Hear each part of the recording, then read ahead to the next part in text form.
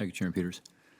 Thank you all for your testimony this morning and your hard work on this. One of the concerns that I mentioned in the opening statement is accountability.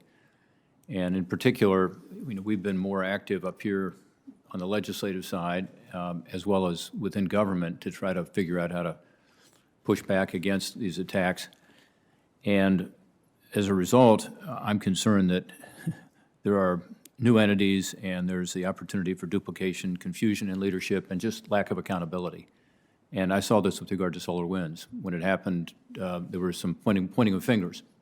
And the fact is, the private sector found it, not even government. So the question is, as we look at legislation to try to reform some of the existing laws, including FISMA, the Federal Information Security Modernization Act, which is the legislation that requires that the agencies have better cyber defenses and practices. And I mentioned earlier we had an in-depth investigation in that and found that a number of agencies were not keeping up. But as we look at reforming that, the question is, how do we do it? Mr. DeRusha, between you and the federal chief, in your role as the federal chief information security officer, and Mr. Wales, you're head of CISA, and Ms. Ugaret, you're the assistant director for FBI Cyber Division, and then we have the newly created National Cyber Director position within the White House. There are a lot of people responsible. So I guess, Mr. DeRusha, I'd start with you. When a cyber attack happens, who do we hold accountable? Well, Senator, as Brandon described earlier, for significant incident response, we leverage currently the UCG, which is led by National Security Council staff, DHS, FBI, and DNI, and then others as appropriate. So for this particular incident, several other agencies are brought in. And so there's, because everyone's got a key role to play, it's really about ensuring we have the appropriate governance structures in place to manage these events together, and that we're keeping clear lines of communication as we work through these things. So no one is accountable? No, Senator. By the way, you added another wrinkle to this, which is there is someone on the National Security Council apparently who has been designated as a coordinator in addition to what CISA is doing, in addition to what OMB is doing, in addition to this new role in the National Defense Authorization Bill, which is called the National Cyber Director position. Is that accurate? Senator, I would characterize it slightly differently. I believe that, again, as I said, everyone has a key role to play here in their authorities, and we work quite well together. I don't believe that it is an issue. Because we have these type processes where we're coordinating and streamlining all of our response efforts. So if everyone is in charge, no one is in charge, right? So who exactly is accountable?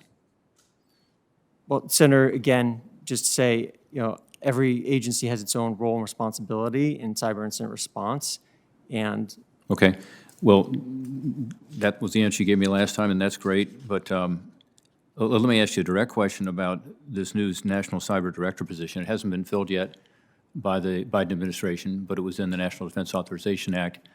Do you think that position is necessary, given the fact that you have 4 or 5 different entities now, you say, working well together? Yes, Senator, we're working carefully on looking about the roles and responsibilities across all of the different agencies and equities, and I know the administration's committed to filling that in other critical positions, so that is being worked on. What I'll say is that absolutely there's a need to continue to improve and enhance our coordination, and this role will help us do that. Okay. I wonder if maybe the other panelists have thoughts on this. I mean, it seems to me somebody needs to be in charge, right?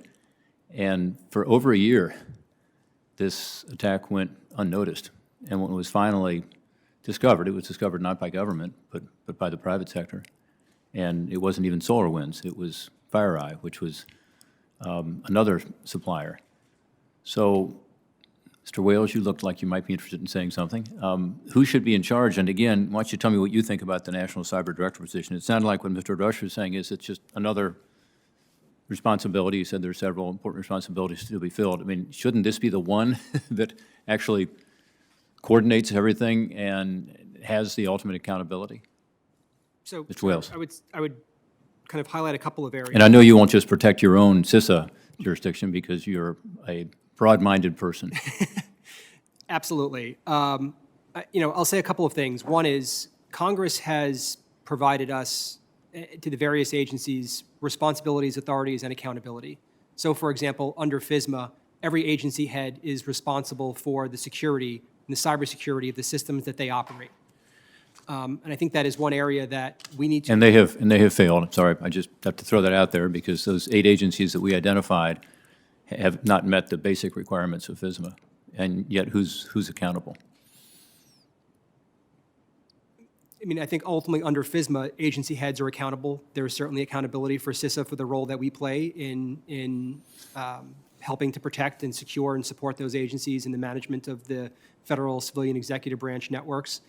I think the idea that Congress had with the National Cyber Director was a way to drive coordination at the White House, particularly related to coordinating on incident response.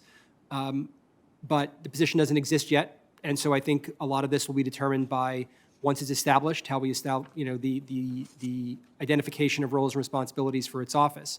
What I will say is that the ability for the government to work together on cybersecurity incidents, I would argue, has never been stronger, in part based upon a lot of work from our career officials at the FBI, CISA, DNI, and NSA. We are working more collaboratively. There is more joint engagement with the private sector, with our federal agency partners, to ensure that there is not duplication of effort, that we're all bringing our unique expertise, skills, and abilities when we have cybersecurity incidents or when we need to help agencies prepare ahead of time. And I think we would hope that any new addition to that is additive and is strengthening that collaboration that currently exists and making it stronger. Okay, well, I'm glad to hear that, and it was a relative description saying it's never been stronger. You didn't say it's as strong as it needs to be. Obviously, we had the most massive attack in the history of our government, and it went undetected for over a year, and it was detected by the private sector, not by government, and has incurred tremendous damage, we believe.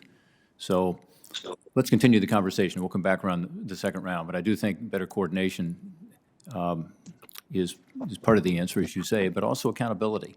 And since you mentioned FISMA, sorry, but I had to talk about the fact that we know FISMA's not working. So let's figure out how we can find the entity or the person in particular who is responsible and therefore accountable. Thank you, Mr. Chairman.